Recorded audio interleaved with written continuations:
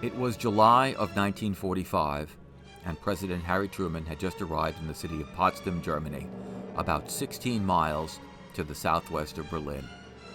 Truman's team flew there for a momentous conference that would determine the fate of Germany and Japan. He would negotiate with Winston Churchill, Prime Minister of Britain, and Joseph Stalin, Premier of the Soviet Union. The president toured the area, astounded at the devastation he saw. Berlin was an absolute ruin, Truman wrote in his diary.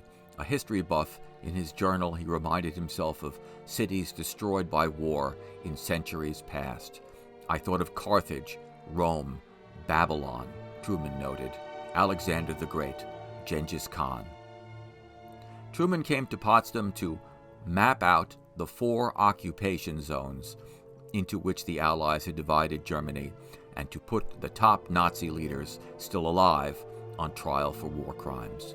He also wanted to firm up the Soviet Union's commitment to invade Japan. But there was a problem. Truman was terrified. He'd never faced a challenge like this. "How I hate this trip," the president wrote in another diary entry, "but I have to make it, and we must win." Truman admitted even more to his wife after a particularly difficult day at the conference. "I was so scared," he told her. Then he got some great news.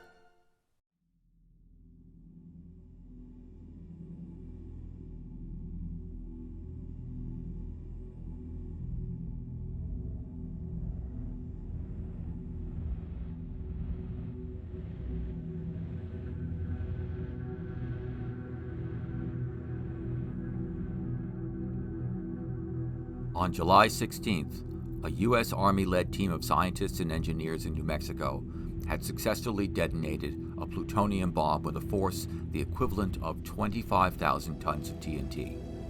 When Truman's aides told him about this breakthrough, they immediately noted a dramatic change in his behavior.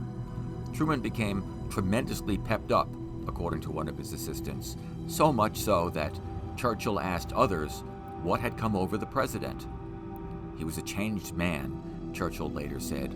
He told the Russians where to get off and just started bossing everyone around. By July 21st, the president had learned that not only was the test successful, but that the bomb had exceeded the expectations of its builders.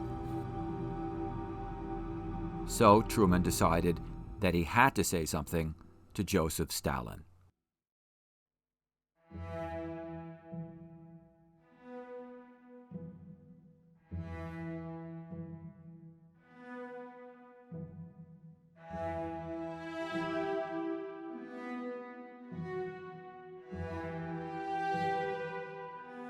On July 24th, according to his own account, he, quote, casually mentioned to Stalin that we had a new weapon of unusual destructive force.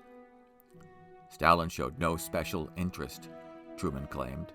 He just said he was glad to hear it and hoped that the USA would make, quote, good use of it against the Japanese. What did Truman's colleagues say about the encounter? According to Truman's Secretary of State James Burns, Stalin said that, quote, he was glad to hear of the bomb and hoped that we would use it. Truman's chief of staff later reported that Stalin didn't seem to understand what Truman was talking about and asked no questions.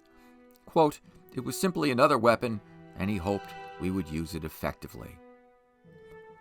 And this is the account that I've read in, well, frankly, I've forgotten how many history books about the Cold War I've read since the 1970s. Truman supposedly walked up to Stalin and, to put it in Bill and Ted speak, said, hey dude, we've got the bomb. To which Stalin replied, way to go, dude. Go use it. Then I read a recent book about the atomic arms race, historian Martin J. Sherwin's Gambling with Armageddon, and Sherwin offers a dramatically different account of the exchange. First of all, the meeting was not spontaneous. Truman's Atomic Energy Advisory Committee had urged him to talk to Stalin. Second, Stalin didn't ask any questions, probably because the quick, casual way that Truman mentioned the breakthrough suggested that the president really didn't want to say too much. Third, all the nearest witnesses, including Stalin's translator, V.N. Pavlov, agree that Stalin said hardly anything in response to Truman. All their eyewitness accounts say that Stalin nodded his head and may or may not have said, "Thank you," probably in Russian, and that was it. All of the earlier versions of the meeting that I've summarized were based on one source, Truman. Truman's claims about what he and Stalin said. But all the nearby witnesses later told historians that that's not how it went at all. So who was really telling the truth? And if the interpreters and other witnesses heard Stalin correctly, did Truman make his account up? Was he hearing things?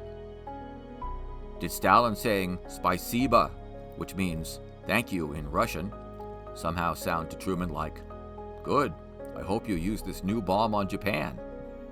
What really happened? To find out, you'll have to watch part 2 of this video, which is coming soon.